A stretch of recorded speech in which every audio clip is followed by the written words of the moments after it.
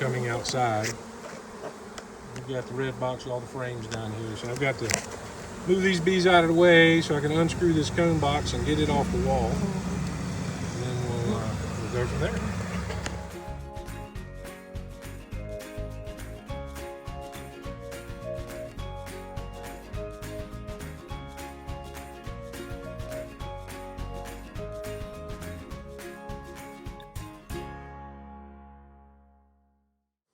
What's going on, bee herders?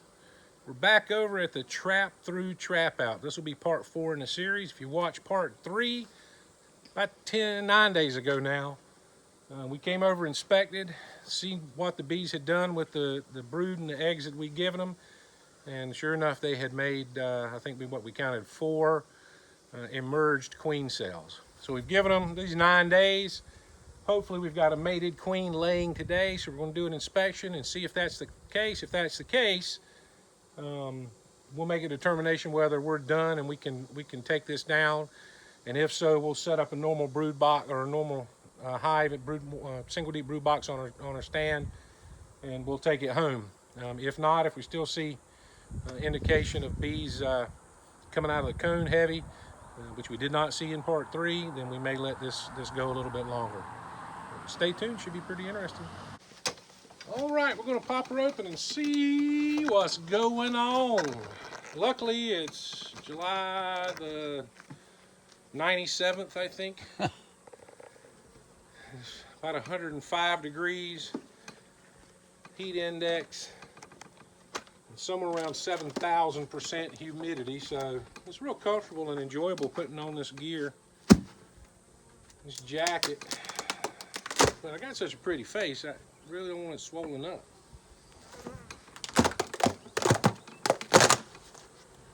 Maybe, hopefully, we're going to see a little brood today.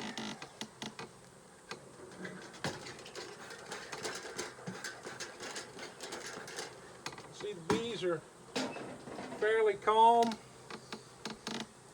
That's a good sign. Normally, if you got a colony that's been without a queen for very long, they get kind of hateful. Wow. We're finding some nectar somewhere during this dearth because they are drawing white comb.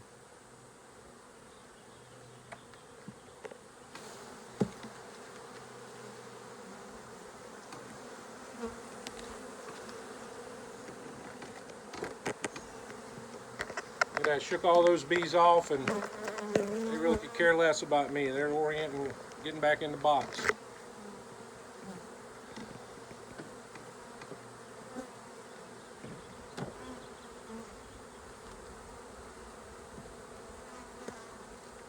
Some more pretty new drawn white comb. Nectar. I'm trying to clear out here over top of the trap out cone at the moment so that I can kind of see what's going on with it.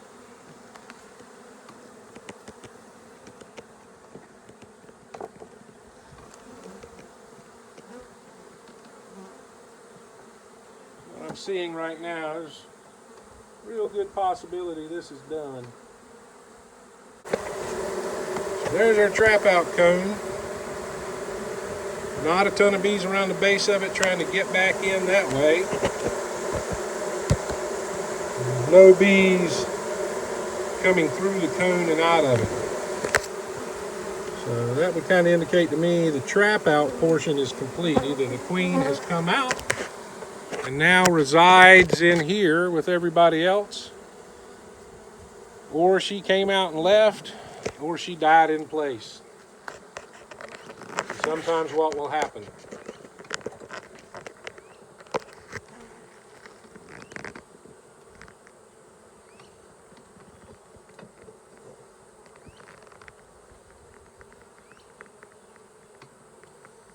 Okay, I've got a couple of queen cups on this frame, but it's mostly capped honey. And they're just queen cups. There's no larva in it. Of course, there's no larva for them to move right now unless there is a laying queen. Several queen cups on this side as well.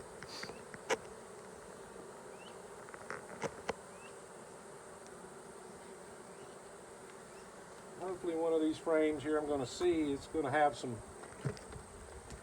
brood on it.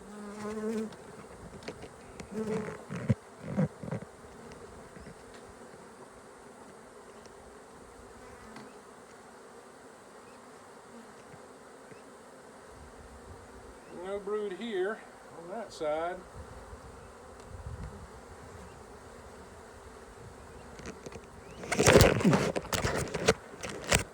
No brood on this side.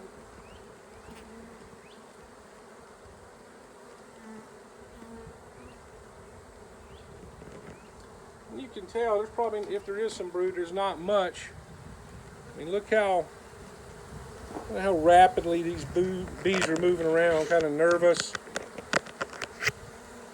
jittering around, shuffling, moving quickly around. Kind of indicative of a broodless colony. I like to see them, when you take them out in the light, they barely do anything. They hardly even recognize that anything's changed. Sometimes they act that way, they're all nervous and jerky like that, even with a good queen-right colony, and that's the ones I typically try to get rid of that queen, because I know they're not going to be the kind of bees I like. So we've got nothing but bee bread here. Bee bread here. Nectar. I'm not seeing any eggs or larvae. But we know we had some queen cells that the queens emerged from. Maybe she's not going on her mating flight, maybe a little early. After she emerges, a few days for her to harden up, and then go on her mating flight, and then come back and begin laying. So maybe we're just not giving them enough time. Like I said, it's only been 9 days. But again, I'm fairly certain that the trap out portion is over. No real indication that that is still ongoing.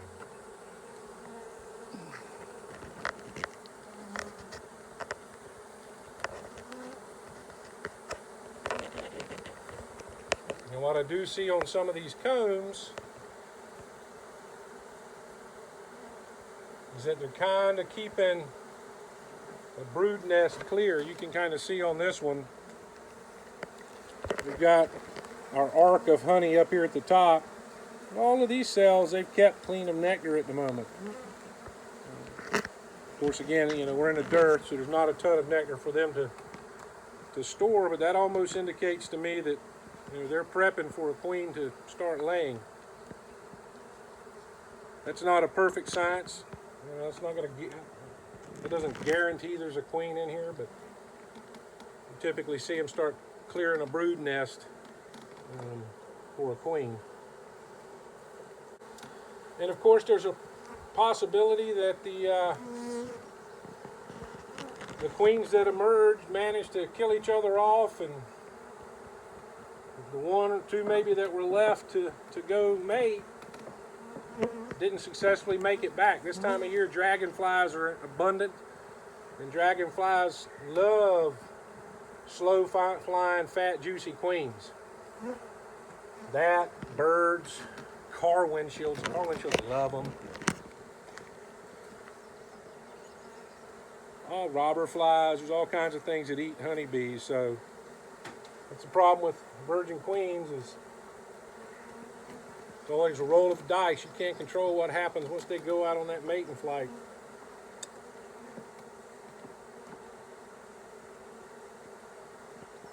Look at all these bees festooning off the bottoms of these frames.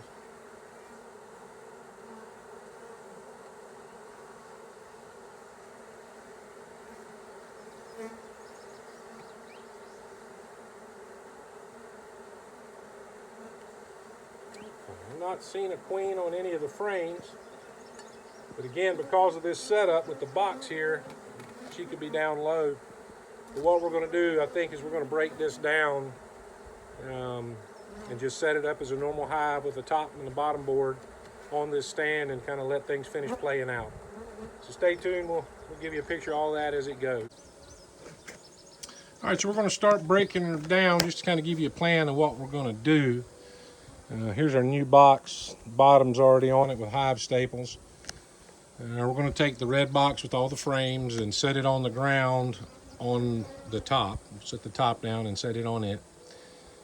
Then we'll get the white box unscrewed from the wall, get the cone down, backfill the cone, and we'll talk a little bit about why we're not going to allow them to rob this one out here in a minute. And then we'll dump the white box. It's got a ton of bees in it, no frames, into the new box. And then we'll stack it all back up here and give them a few days to reorient and settle in. We'll try to find the queen or one of those virgin queens. But if you saw our video from yesterday, of course, when I say yesterday, it depends on how long it takes me to get this thing edited. But the video from yesterday where we had this big swarm on the ground, we brought that queen along with us. We had 2 queens in that swarm, so we've got a queen to give them if we can't find one of these unmated queens that hatched out. And the possibility is she didn't make it back. But we'll set them up with a queen, and that'll be the end. All right, so here's our cone box, I guess we could call it. So here's our cone here. Ton of bees in here. Nothing going on, nothing coming and going in the cone. So those bees, I think, are pretty much done from coming outside. We've got the red box with all the frames down here. So I've got to move these bees out of the way so I can unscrew this cone box and get it off the wall. And then we'll go from there. All right, we've successfully transferred all of the frames back into this hive body with the bottom board. And right now there's no indication that any of those queens that they raised have returned successfully from mating play. So we're going to use our ace in the hole and see what happens. Mike, get us that queen.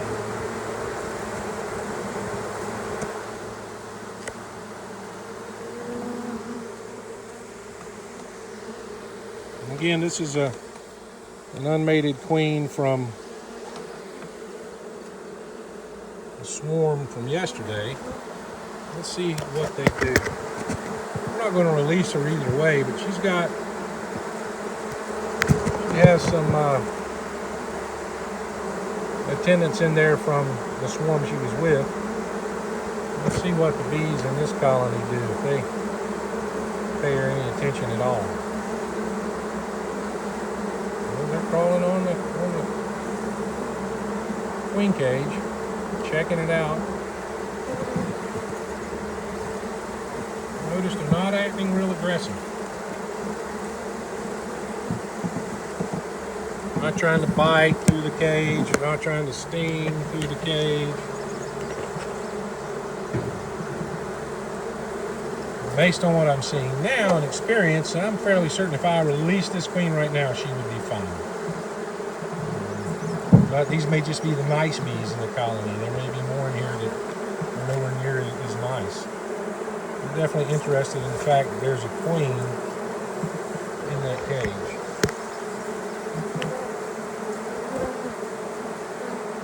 Really calm acting as they crawl around on the cage, not excited and really agitated looking, so it kind of tells me that they don't have a queen of any kind in this colony. So we're going to stick her in the box in that roller cage for a couple of days, and then I'll come back and release her. There's no candy in it, so can't do the whole candy plug thing. But like I said, just based on what we're seeing right now, I think we could release her no problem. All right, well, they're in their new and permanent home, just not in its permanent location. Mike won't, for some reason, take his jacket off today.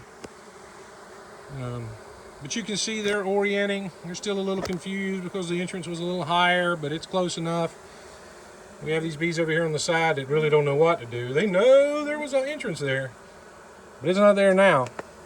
So this is pretty much the end of this trap out. We're going to let them set 1 or 2 more days and we'll transport this hive to one of our bee yards and take down our stand.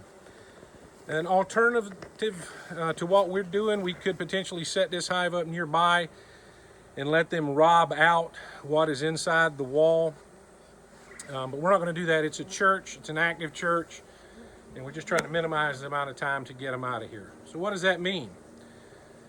Well, that means there's still food stores inside that wall. There's comb, there's probably still honey, there's brood that may still be hatching out, there's bee bread.